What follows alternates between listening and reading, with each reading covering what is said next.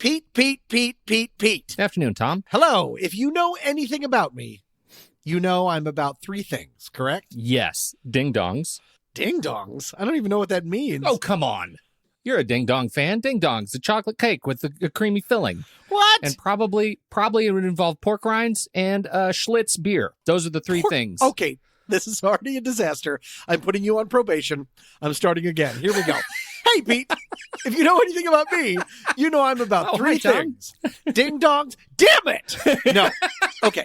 Other than ding-dongs, I'm about three things. And those things are chicks, fast cars, and sports. Am I right? Oh, yeah. No, that's what I think of. Right? Chicks. Oh, sports. You and Prince Harry. And so much sports, right? So much sports. So everyone knows it's Tommy Chicks, Tommy Fast Cars, Tommy Sports. There's no worry that I'm a nerd or no worry that I'm not masculine, correct? We can just get that. No, that's absolutely right. By the power of Grayskull, you are not a nerd. Fantastic. I don't even get that reference because chicks. Anyways, but I do have a confession is when I'm not in the park, pushing a giant tire over like people do. I have been known to play a few video games. Oh. A lot of the video games are about chicks, but we're going to talk about different ones. You have played some video games, correct?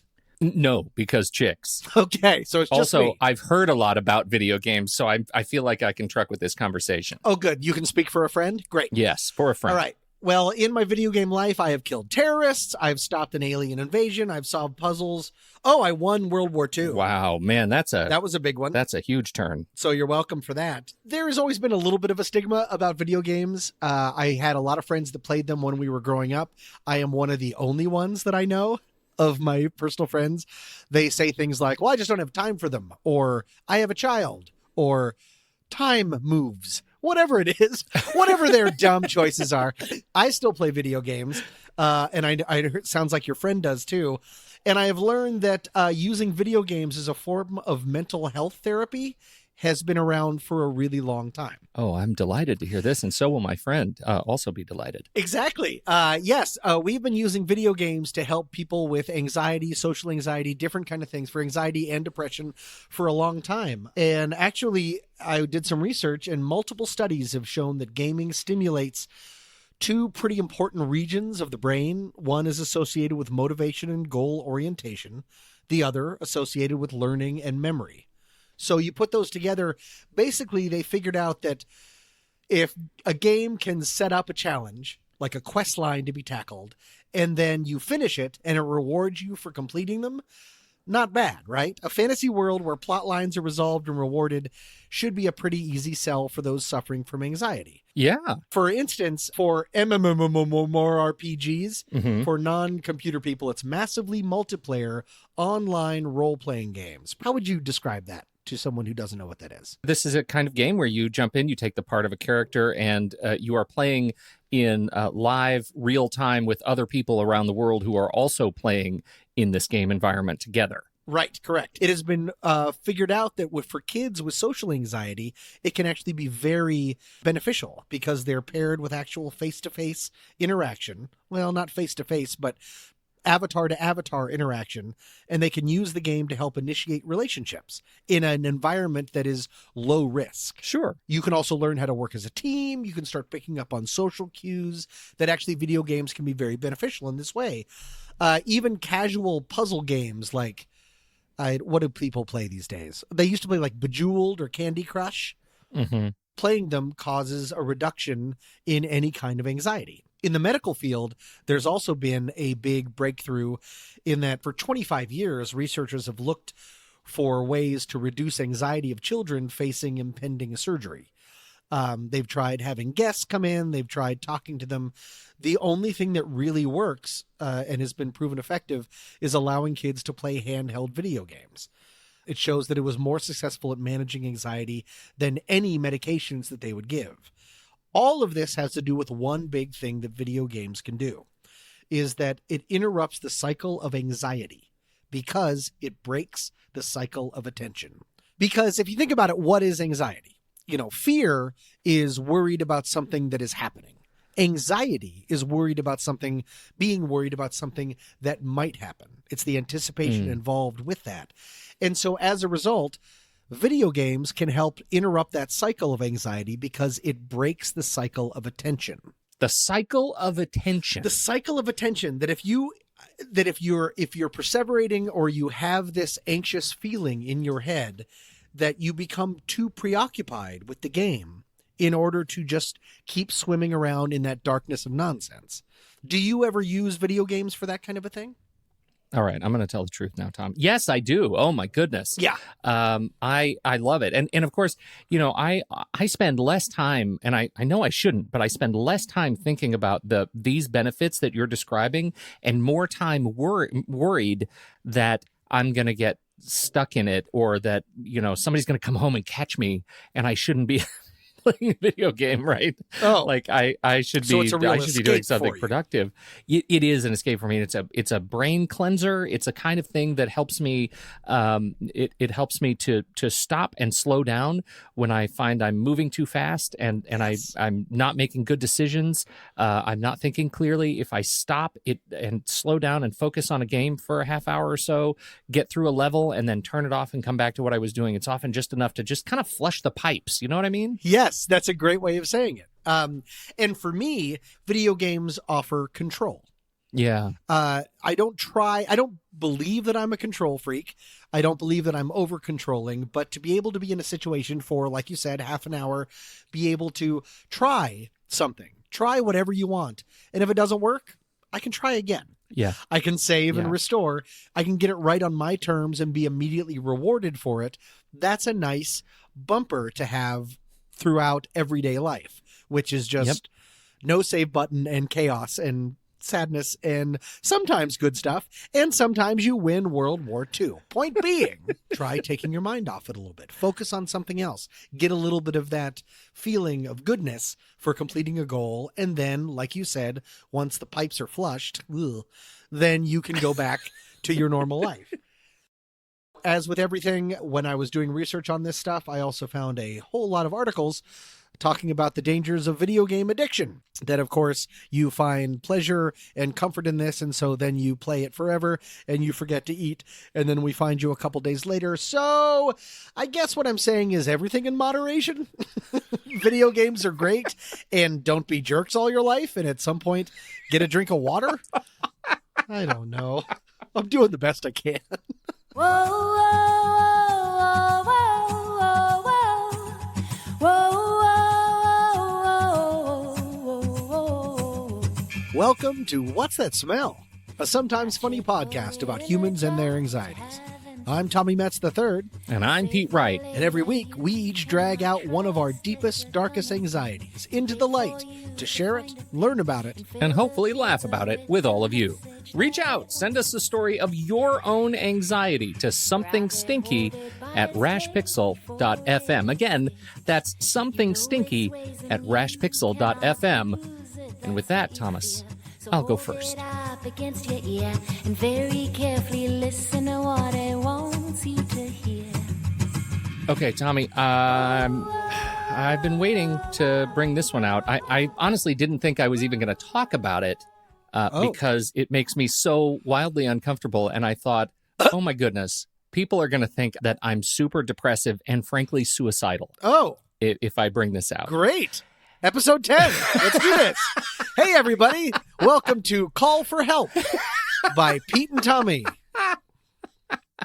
I'm not, and I'm really not. I so promise I'm not. But I started thinking about this, and I was sitting actually with a client. Okay.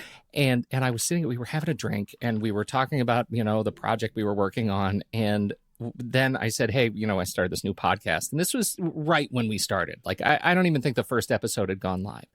And she said, well, what's it about? And I said, well, it's about anxieties. We thought it'd be funny to sit down and talk about the things that cause anxiety for us. And she interrupted me before I even finished the sentence explaining the concept. And she said, oh my God, do you ever have this thing, this feeling, this thing when you do that one thing? Oh, And sure. it blew me away. I thought, okay, there's another person who sees the world the same way I do and is frankly terrified of it. Mhm. And so I started, over the last 10 weeks, I started just kind of poking around with other people. And I am stunned to say I'm not alone. I honestly thought I was completely alone. And the research backs up that I am, in fact, not suicidal. So let me just paint a What? picture for you. Okay. This is a lot of lead up. I'm very There's excited. a lot of weight. I know it's very weighty. So, Tommy, I'm holding a gun. Now, okay, go ahead. No. Okay. No, but I do want you to close your eyes again. Do you remember how we do this little exercise? I do. Am I in a All right, construction site or I'm just No. Okay. Now you're out for a walk Oh. and you're enjoying a beautiful day in San Francisco. Hi. And you have this opportunity to walk across the Golden Gate Bridge. Oh. Okay. It's lovely, right? You've been to the Golden Gate? I have. Excellent. And you take off your shoes probably because deep down you're kind of a beatnik in this Sure. example. All right. And you're walking barefoot across the Golden Gate Bridge, which we don't recommend anybody do. Sure. Right. Do but I there have you a are. You've got the pan flute? blue sky. You you actually have hooves. Oh, good. And yes. And so you're walking across the Golden Gate Bridge and you're enjoying the breeze and the blue sky, and you get to the middle and you stop and you think, should I jump off this thing? I know that this is a thing. That's interesting. Yeah. Tommy, this is totally a thing. I'm interested in getting into this because I've heard this before and I'd like to know what this is about. Okay. Oh, this damages me, right? There's a parking. The first time I experienced this, I was running late for another client shoot. I was late, and I got to, the traffic was bad, and I had to park on the very, very top floor of this downtown parking garage, and it's like 14 stories. And I get to the top, and it's open air, right? There's nothing open, or no roof, no nothing. I'm parking. It's a beautiful sunny day, and I'm walking toward the elevator, and I look over, and I'm like, oh my God, there's like seriously that railing is nothing. I wouldn't have to even make a very large step, and I could walk off the top of this 14-story building. Mm-hmm. That's terrifying. Maybe I should try that. Oh no, I should and I have this weird thoughts, right? Right. Like, I wonder what I would think about on the way down, right? I wonder what parts of my life would flash before my eyes on the way down, or I wonder if I thought hard enough after I take that step, if I could will myself back up. Will yourself? You mean like you left like the ground, using but you can somehow ESP? Yeah, like I could be in midair and think, no, I could turn this around. Oh, this was a horrible mistake. Yeah. I'd like a do-over, right? always I'm going to go ahead and take a do-over. Always try those kind of experiments when you're standing on the ground. Instead, can I will myself? Like, don't try that along the way. But okay. No. See, these are important things. That's why we do this show. Look, Okay, good. I'm glad to be here for you. This is the strange. So you were telling me you have this experience? I do not have this experience, but I've heard of people that do. That's why I'm so fascinated by it. Is there? So there's a part of you that is a pull of what is it? A what if? Because it sounds like maybe a potential reason that we go to see horror films. Have you heard this episode before? No, Tom, why? Why? You're amazing. Really? You're amazing. Yes, you're amazing. Why is that? I can't believe you got ahead of us like that. Just listen. There are lots of potential physiological issues here as I'm researching this, and there are words being used that are stunningly long and complex, like doctor words. It starts with things like poor visual spatial control due to inner ear issues, what we call weak vestibular signaling.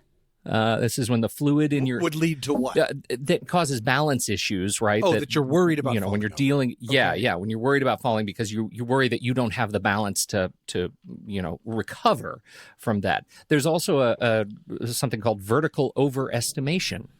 Can you imagine what vertical I'm on the overestimation first floor, and then it turns out you're on the 30th. I'll just get a breath of fresh air. Oh no. Yeah. Actually, you're not far from it. Vertical overestimation is a condition in which you are unable to properly judge vertical distances compared to your ability to judge horizontal distances. So you could stand on a balcony that is 1 story above the ground, and you could, that might be 12, what do you think, 12 feet, 15 feet? And you look down, and it feels like an impossibly high distance. Yet, when you look at a building 15 feet next to you, it feels like something you could clear with a light jump, right? That it feels much closer. So you can't... Where do those kind of things come from? Is that a head injury, or that's just how you're wired? No, it's just how you're wired. Again, it's part of this visual spatial control, right? That you just can't judge distances. So that could be a part of it. Guess who else got involved, Tom? Who? Sigmund Freud. Our old friend. Old man in the sea himself. Weirdo. Yeah. Yep. I bet the building's a dick. He called it the death drive, and he said it actually, as you get older, you have a natural drive toward increased impulsiveness and destructiveness, and that may drive your need to kind of see what happens when I take a long walk off a short pier. And he said that some suicides are purely impulsive, that there's no depression or anxiety. It's just completely improvisational. You just see a height. Is it flexing against the constraints that are around you? Is it the idea of that this is the rule and I'm going to break it? Yeah, maybe. Okay. But by the time you're assessing that, it's probably too late. Right. I don't know, honestly. And I didn't go that far because I found a paper that was published in 2012 that helped me wrap my head around this in a way that no one and no resource has been able to do before. And it comes from Florida State University. And it turns out this was kind of a pivotal point in the discussion of this phenomenon. A graduate student by the name of Jennifer Hames was studying at FSU, and she asked some folks in her department, hey, anybody have this thing? Anybody heard of this thing? This issue with heights? Yep. It's because it's not quite acrophobia. Right. This is the acrophobia is just the paralyzing or kind of irrational fear of heights. You wouldn't go near the edge, but you wouldn't even go near these heights. There's part of you that wants to jump. Yes. Just to see. Yes. Yeah. Just to see. Yeah. Right. Well, she said, we got to study this because we started looking at her. She and the team of students over there, grad students over there, started looking into the research, and there was no research on this. And so they started writing and studying. They interviewed a whole bunch of students, over 400 students, and they tried to tie their experience with this phenomena to anxiety and depression, and see kind of who was dealing with real sort of biochemical issues and who was dealing with this new thing that they didn't have language to talk about at the time. Mm-hmm. And they came up with a paper that is called, optimistically, An Urge to Jump Affirms the Urge to Live. Oh, okay. Say that again, right? An urge to jump affirms the urge to live. And it is that gives me the confidence to be able to even talk about this and not walk away thinking that people think I'm an absolute depressive, that, they need to be calling a team. Sure. So here's how she explains it. Imagine a person with high anxiety sensitivity, okay? Mm-hmm. She leans over a ledge of the Grand Canyon. In a super fast reaction to her physical sensation of anxiety, her survival instinct forces her away from the edge. Yet, when she looks at the edge, she sees it's sturdy. There was never any danger. Her brain tries to process an answer to this question, why did I back up if I can see it's safe? A logical answer to her in that state is, she must have been tempted to jump. You hear what's going on there? Here's the thing. Our fear circuitry in our brains, it runs faster than our conscious processing, our awareness, right? That's why when we touch something hot, we back our hands away before we recognize it's hot. Right? It hits us a couple of seconds later. In this case, our fear circuitry runs so fast, we end up in this weird space in which we get an alarm from a potential fear of falling, but we don't know why it was sent. And so while our conscious processing mechanism is being incepted by this speedy fear signal, we're left to think, Why did I back up? Oh my God, I must have wanted to jump. So this is like real evolutionary. This is something that is bred deep, deep within us. Yes. And the fact that our mind is able to react that quickly, even before our rational thought is able to figure it out.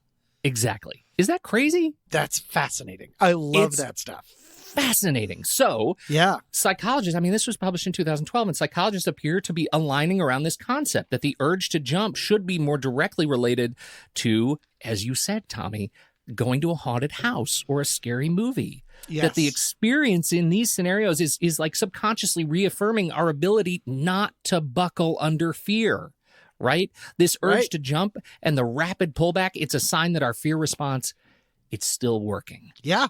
That's amazing to me.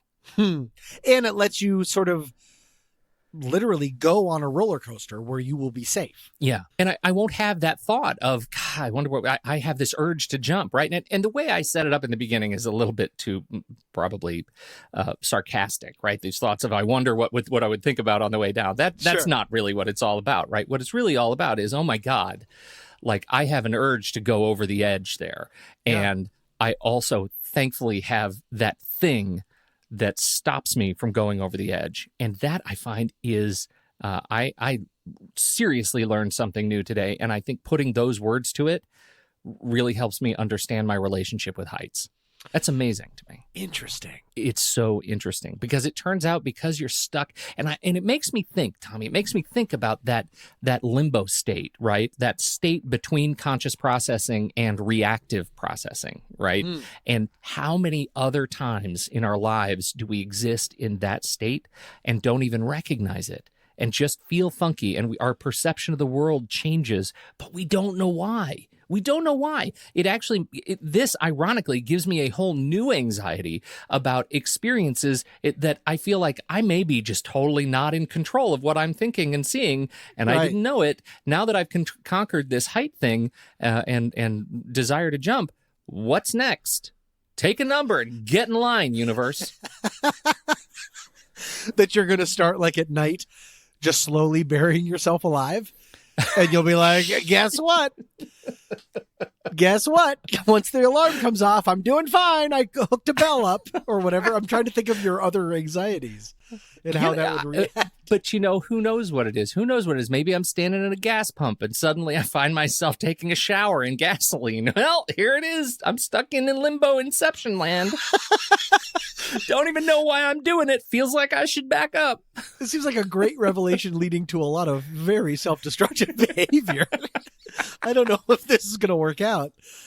The closest this is a little bit of a sidebar, but it definitely does connect in that your brain not giving you a chance. If your brain isn't giving you a chance and it's saying, what if it was to fly off there? Now I'm fine. This took place about 4 years ago. I was out wogging in my apartment. That's the combination of walking and jogging. And Tom, don't ever use that word again. It's an Olympic thing. It's cool.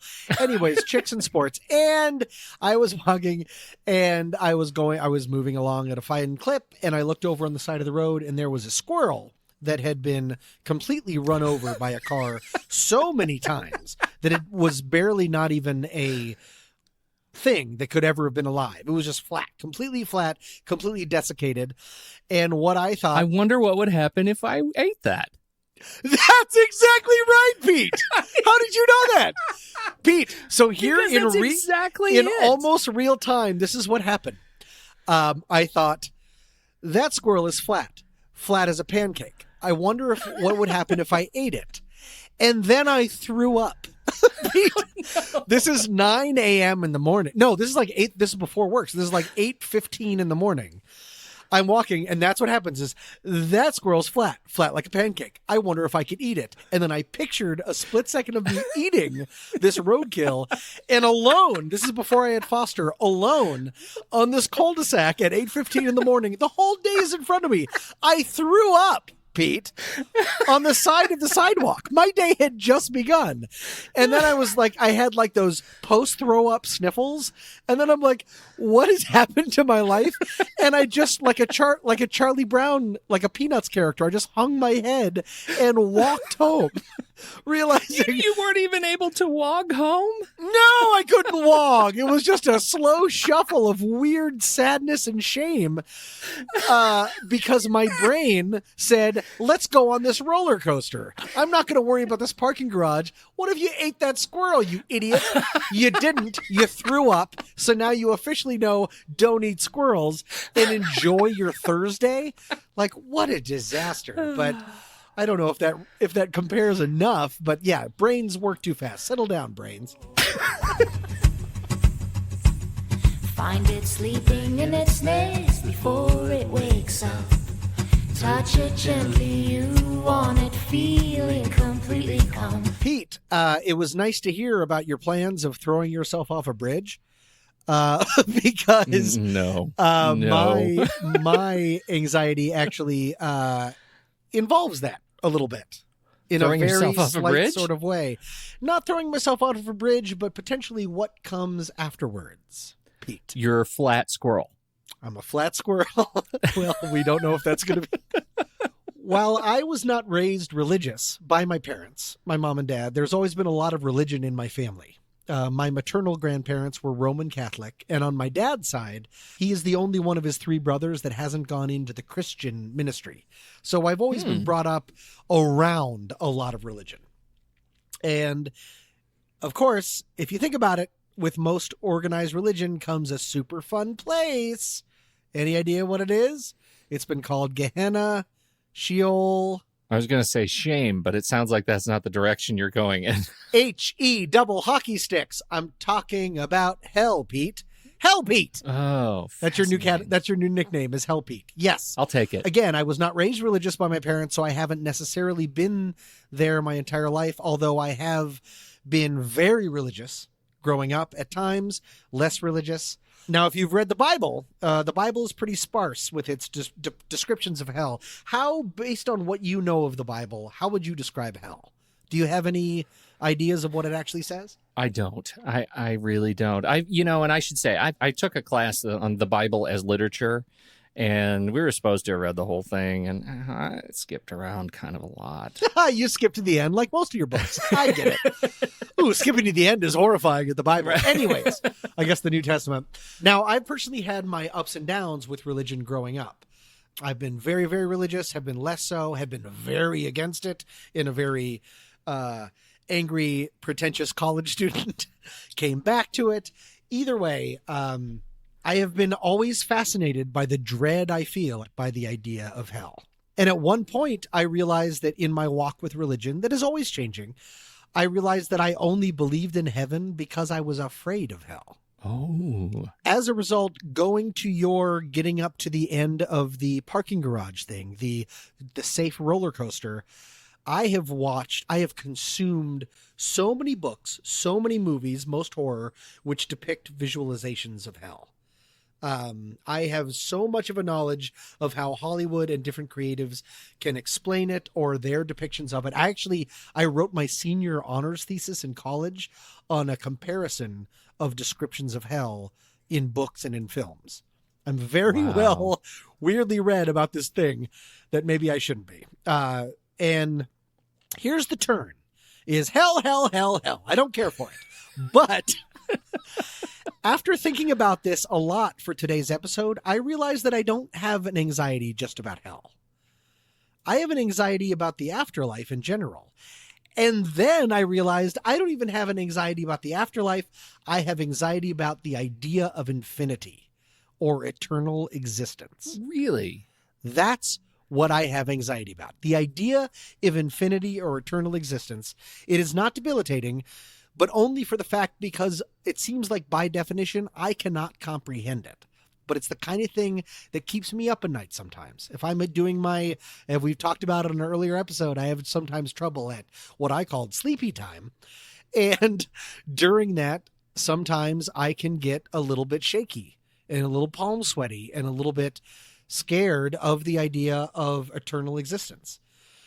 I did some research on it, and it lacks its own. It's not in Wikipedia. It's not recognized by the DSM that we've talked about before, but it does have a name, and it is aperiophobia, from the Greek apeiros, which is infinite or boundless, and phobos, meaning, of course, the god of yikes. There is no real discussion about this scientifically that I could find on the internet, but there are a ton of people looking for help for this online through sites like Reddit. A ton. They go through devoutly religious and what has religion done to me, to I just heard about this, I've never been religious, but why would the idea of eternal anything be a good idea? There is something to be said about that. I gotta be honest. The idea of any kind of infinity or any kind of eternity doing anything, there's no way for me to comprehend that would be a good thing, especially eternal suffering. Ugh. Get over it. No, that's no. Nobody cares for you. Yeah. No. But the idea of eternal anything, do you have any connection to this just sort of off the base of the idea of how an infinity or eternal anything, or is it just something that you're able to bat away because it's potentially impossible for humans to really grasp? I would say in terms of afterlife, I am in the category of exactly the opposite of you, right? I believe there is when we're done, I am food for worms, and I'm going back into the cycle of life, and somebody's going to eat me, and there's nothing left. So I better do right by people here, because I get greater enjoyment out of life in the world when people around me are doing well and having a good time, and I want to celebrate that. I'm not planning for anything eternal at the end of this, so I may be very disappointed when I actually pass on. Wait, because there will be something? Yeah, I have done no planning for anything after what's right now. You haven't hedged your bet at all? Yeah, there's nothing. I am so confident and comfortable in my own experience of this being it. And when they put a fork in me, when I'm done, I'm done. If there's something left, Tommy, I'm hosed. You're going to be in trouble. Yeah. And you do know that they do put a fork in you, right? Yeah. That's classic. How else are they going to know? I know exactly. Yep. The fork test is a go. Do you feel, so when you are worm food and all that, so you are assuming, or you're under the assumption that you will not have any kind of existence or knowledge about continuing on? Yes. You're just saying that Correct. there will be some sort of energy force that sort of continues, but it won't be you. There's no identity of me, consciousness. Nothing happens after me. It is I'm back into the soil and into the. There's nothing left. We're just electricity, and it will change.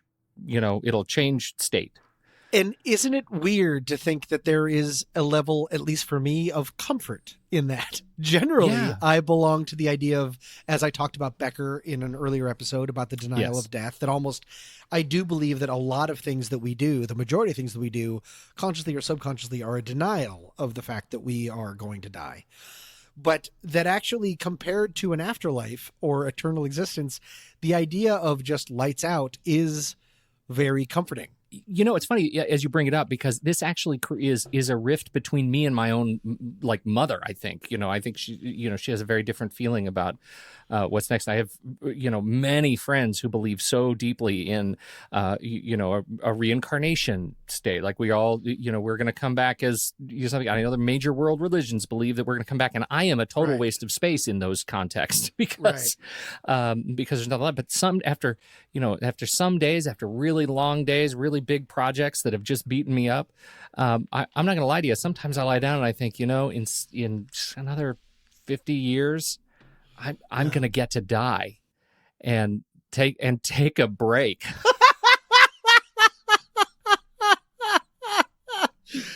Well, that's interesting too. And of course, when you think of eternal or infinity a lot, you only think about, I always think about the afterlife. It was partly how I was brought up, but it's not just that. For me, it's the idea of infinity. There's something so chilling about that. Space, Pete. Mm-hmm. Mm-hmm. It's infinite. It's endless. I have a real problem with that. That's what I've been brought up to believe. It's endless. It will never end. It makes my mind almost want to eat itself. There's just, I don't get it. And I'm trying to see what that really means for me. And I guess it's when some people, there's two types of people. there are people that look up into the sky when they're camping and they're away from the city and the stars are everywhere. And they look up and they go, wow, look at all those stars and all those galaxies, all the endless everything. Doesn't that help? It either makes people feel good or bad. If it makes you feel good, it's because there's nothing to worry about. All of my worries, all of my everything, it's just this little blip on this little round marble we like to call Earth. And doesn't that put everything into perspective? For me, potentially because I'm a narcissist, that makes me feel terrible. That makes me feel really insignificant. That makes me feel like, well, my entire life is shouting into a tunnel, an empty tunnel waiting to be forgotten. And so what's the point of all of it? Well, I can see how you would see that. I just get kind of mad. I get mad because we as humanity haven't figured out a way for me to see more of it. That I feel like I was born too early. And so when I think of the infinite time scale, I don't think of what's going to happen after I die. I think about, could I actually, is that head freezing thing really an option? Like, could they just freeze my head so that they could bring me back on an android body in 1,000 years so that I could see more of space? Because that's what I get mad about. I want to see more of it. The fact that it's infinite doesn't bother me. But I feel like there's a contradiction there. It's like, how much will be enough? It's infinite. You can freeze your head and bring you back and be like, here's the next 1,000,000 years. And then we'll see you. Like, taking 1,000,000 years out of something that is infinite is a drop in the bucket. Yeah. I'm just curious about what else is out there. And I feel like I was born too early because I can't really get a sense of it. I want to I want to explore more of it. And I'm not smart enough to be an astronaut. So, there's that, but it doesn't intimidate me. It doesn't scare me. I don't get, I don't get weirded out by it. I get any sense of hopelessness. Generally what I think is, wow, there's a chance that I made kids that will be able to see that. That will be able to go into space. And in a lot of ways, like, that's their experience is a way that I kind of get to live forever in a kind of a sweet way. I don't know. No, that's a part of the denial of death. I'm not trying to relate your having children to a book that's on my wall. Yeah, but yes, that there is a version of immortality that comes through children. Sure. So I find myself deeply curious, but it's much more of a practical curiosity and not a metaphysical or existential curiosity. And so, no, I generally feel pretty good when I look up at the stars. Okay. And same with when you're thinking about space. Yeah. And love space. If existence did go on forever in some way, your knowledge, your ability to understand where you were, how does that sound? Well, you opened this with a discussion of eternal existence in hell, and you gave me the nickname of Hell Pete, and so I'm not cool with that. Did I spoil the lead a little bit? But no, I am definitely one of those people that if science were to intervene and say, okay, we have a way to keep you alive forever as an intelligence that can experience and experience sensorially the world, for an indeterminate amount of time, would I take that option? Yes, I would. Would I go full lawnmower man and put my intelligence in a computer that could jump around the internet and go into space through all kinds of things? Absolutely, yes, I would. Would I also want the option for an off switch when I'm done? Yes, I would take that too. Yep, and that's the big hedge. That's the big hedge. That's the idea that you would still have enough control to be able to say, and I'm done. Yes. That's what eternity and infinity does not give you. Yes, that's right. And that I think I totally, and that's why I'm sort of comfortable with the here and now. I'm comfortable with knowing that if I do right by you, Tom, as a friend, and your life is made better because of my attention to it in some way, that I try to have fun and laugh with you in a way that makes your life a little bit better, you're making my life a little bit better. I feel like that's our purpose in this place. And I don't need to think about anything beyond that to be happy. That makes a ton of sense. And that's a really good way to boil it down. Again, what I brought up is you and I sort of hanging out, making each other laugh forever, Pete. You think it's hard to edit the podcast right now? Forever, Pete. You in? You strapped in? I'm ready. Let's do this. Forever. Oh my God. You did. You just described hell.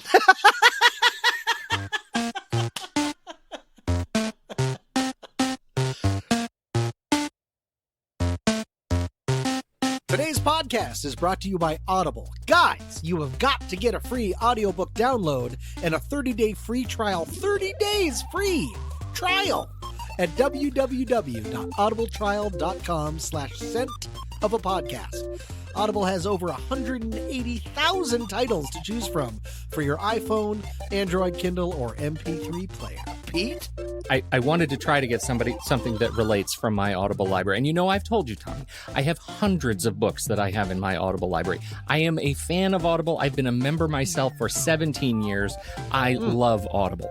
And the book that I chose is a book by Philip Petit. It is called Man on Wire. You may have heard of this. I've seen the film. It was the film. It was the film by, what's his name? I saw the documentary. Oh, you saw the documentary? Yes. Well, it was also a documentary. And By then it what's was his the name? movie with Joseph Gordon-Levitt with a French accent. And it was a fine movie. It's fun. But the book came first, people, and you have to give it a shot. It's actually a short one. It's only 5 hours and 49 minutes. It is by, as I said, Philip Petit, the Highwire artist himself. It is narrated by Andrew Heil. It is the story of his 6 years of work and fascination, actually his lifelong desire to do something on this grand scale, and then the 6 years that he tried to make it a reality, and finally his experience of walking on a high wire between the Twin Towers of the World Trade Center in New York City. It is a wonderful, wonderful story, and it's actually a story of somebody who does walk off a building and survives. So there you go. That's it. Man on Wire, Philip Petit. You should check it out. It's worth it. For you, and yes, just for you, the listeners of What's That Smell, Audible is offering a free audiobook download with a free 30-day trial to give you the opportunity to check out their service. Again, visit www.audibletrial.com/scent of a podcast. Give it a try. Whoa, whoa, whoa. We don't pay to advertise this show, so we really appreciate you sharing it with others you think would be interested. And since we're still a new show, we're just wrapping up our first season here. Those 5-star reviews in iTunes and Apple Podcasts really help others to discover the show. If you like what you've heard, share the love with a review and a comment. And, you could take a note from Deliman5, who says we're hilarious and cathartic. Nobody's ever said that about me. Or Jay Jack, who says, listen, and called us informative and heartwarming. Tommy. Oh, that's so great. They're juggling it all. There's Maddie Simmons 257. There's Tara Jane 5. They all are better than you, is what you're saying. Is what we're saying, because they've already given us a review and type something. They've given us a review. Do you want to hear your name and lights? That doesn't make any sense, but if you want to hear your name and lights, leave us a review and a 5-star review and stars. Coming up next week.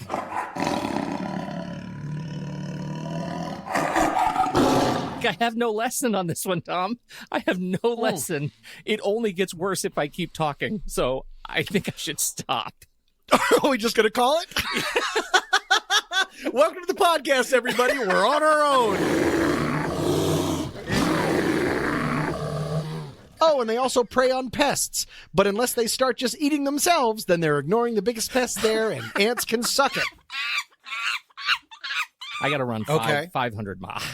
Good run 500 miles. There you go. 500 miles. Wow. And then I guess I'll run 500 more. Just to be that man? Yeah. Yeah, sometimes you ease into the joke. Anyway, that's 10 miles a week. 10 miles a week. Thank you all so much for joining us today. Today's tune was Born to Become by Maya Johanna. Until then, I'm Tommy Metz III. And I'm Pete Wright. Thank you for downloading. We'll be back next week on What's That Smell?